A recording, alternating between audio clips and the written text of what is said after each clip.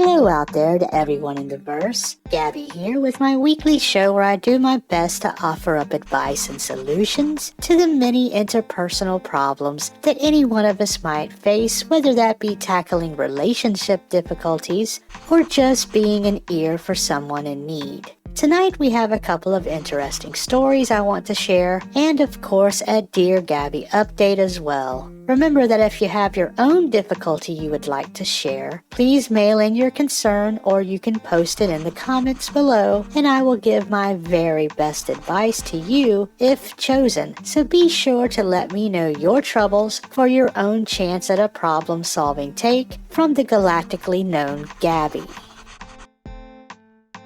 Wow, Trumbull, we have a packed show today, filled with ups and downs. Are you ready for it? This one really is all over the emotional spectrum. The first one has really been on my mind all day.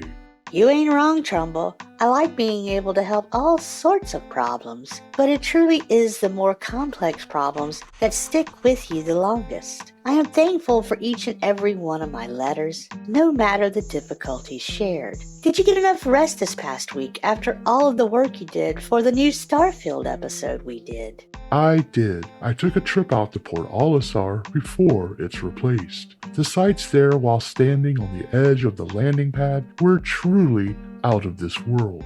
I'm glad I got to see it before it's gone.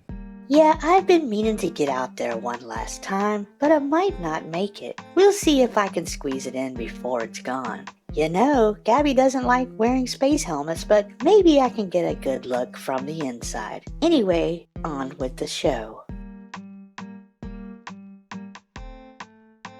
Everyone who travels in space knows the pain of not always being able to find what it is you're looking for, which is why I love how Kelto's is a store you can count on to not only be in most places in Stanton, but to have such a wide variety of goods that you can count on, whether that be fresh fruit and vegetables or your favorite drinks. You'll even find local novelties, and where not prohibited, they even sell weapons, which is just crazy to me. But I know some of you need your weapons. Their magazine racks are always stocked with the latest issues, including some of my favorite mental health monthly journals that the galactically known Gabby has graced the cover of a few times. Gabby's personal favorite item though, fresh ripe bilva fruits. So head on down to your local Kelto or order ahead with the MobiGlass app. Our first writer tonight is dealing with a very difficult problem, and one that I have run into often during my grief counseling episodes. They write, Dear Gabby in Space, I'm not even going to give pleasantries since those things feel useless to me now. My husband and I have recently gone through some hard times after a couple of disasters struck, and our income was basically cut by 80%.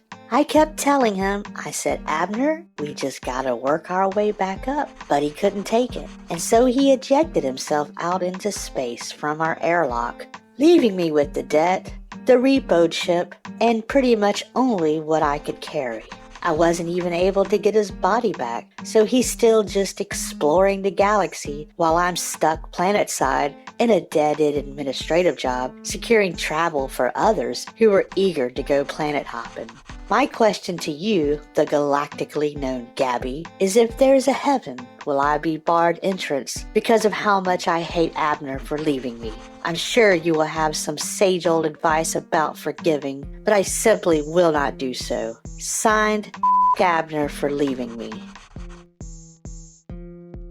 Dear F. Abner for leaving me, you truly have my condolences, and your problem is one that I have heard many times over the years. Too often, especially with couples, one partner dies, leaving the other one to handle the broken pieces of life and the additional problems life will throw at you. In therapy terms, you are in the anger stage of grief, probably mixed in with a little bit of depression as well. No one can tell you what to do here, so no, I will not be telling you to forgive. That's completely up to you. Your life will never be as it was with Abner. It could be something entirely different through another form of contact with another person, whether that be in the form of a friend or other relative or something else. But no, it will never be as it was. Is that good or bad? Well, that depends on you really and how you move forward. The idea of forgiveness and its value is one that may or may not ever be resolved with you. It appears to be important to you enough for you to write in about it. So I think it's possible you could one day see it in a different light and forgiveness may yet avail itself. I do not subscribe to any religion, so depending on your beliefs will depend on how that's settled in your mind. I have seen things work out in various ways, and depending on the type of person you are, will depend on your future. Will you allow your hatred toward Abner to dictate your way forward for the rest of your life, or will you move past it one day and come to terms with it? Only time can tell. I would only ask that you find either a support group or a friend to have routine discussions with to talk over how you feel, whether angry or sad. Do not close yourself off and try to deal with things all on your own. Thank you for writing in, and I hope we hear from you again. So this next writer is a completely different type of letter, and ordinarily I would do this at the beginning of a show, but this feels more like a problem to solve than a normal message or correction about a sponsor, and frankly, it's mildly amusing as well. They write, Dear Gabby in Space, I am the CEO of Incense Innovations, a new startup company who has been seeking deals with media personalities such as yourself to show off our amazing new product. I went through my due diligence and wrote up a proposal and had it delivered to your company along with a sample of the product, sharing no expense using only the best courier service, Covalex. Anyway, I know the date and time you received the package, and then I received a response back within an hour declining the proposal. Now, I feel like your people just brushed me aside without ever bringing this amazing product to your attention. And I have to say that you might need to think about getting new people because they are probably costing you epic sponsorships and once-in-a-lifetime opportunities. Just thought you should know, and I'm still accepting proposals for this product if you're interested. But for how long, I cannot say. Signed, CEO Incense Innovations.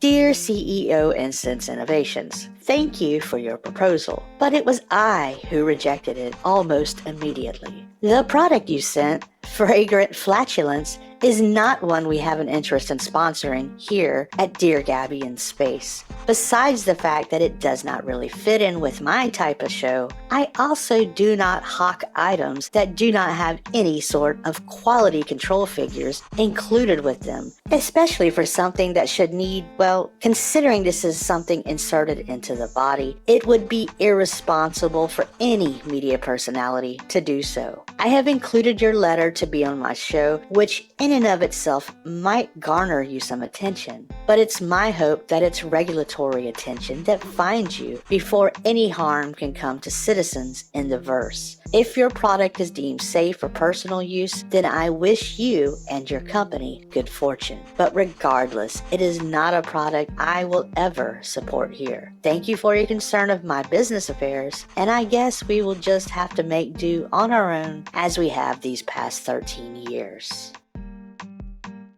It is now time for a Dear Gabby update, and this week's update comes to us from Holding My Breath. And they write, Dear Gabby in Space, it is I, Holding My Breath, who wrote in a month or two ago about working in close proximity to someone who had foul body odor. So apparently I might have underestimated your audience reach because no sooner had this episode aired did my partner approach me and ask if I had written into the show. It caught me off guard and I ended up being honest. I could tell I hurt his feelings, and I felt bad afterward. After that rotation, he requested to be reassigned. Unfortunately, he got reassigned to a lesser popular spot, and I feel responsible. I just wanted to let him know that I feel terrible, and I'm sorry I did not respect him enough to bring it to his attention.